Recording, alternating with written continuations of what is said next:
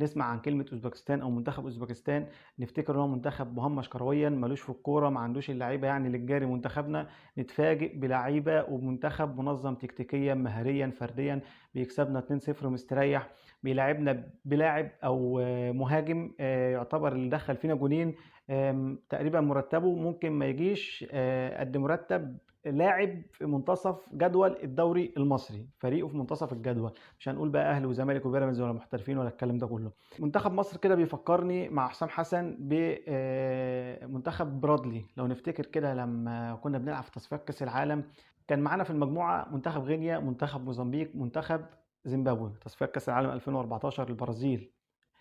طبعا احنا كلنا الاخضر واليابس في المجموعه دي، كسبنا الفرق كلها بره وجوه وجمعنا نقط كامله 18 نقطه العلامه الكامله.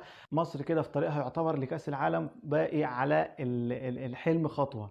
نتفاجئ بقى اقوى مباراه يلعبها منتخب مصر كانت قصاد غانا، القرعه وقعتك قصاد غانا. جيت هنا يا باشا للتحدي والامتحان والاختبار الحقيقي. عملنا ايه مع منتخب غانا؟ طبعا مش محتاج افكركم، الصلاه على النبي 6-1. انت دلوقتي كده كحسام حسن برضو لعبت منتخبات تصنيف تالت وتصنيف رابع وكسبنا وتأهلنا بمنتهى السهولة لكأس العالم وعملنا اللي محدش عمله. وما شاء الله يعني قلنا المنتخب هيعمل حاجة.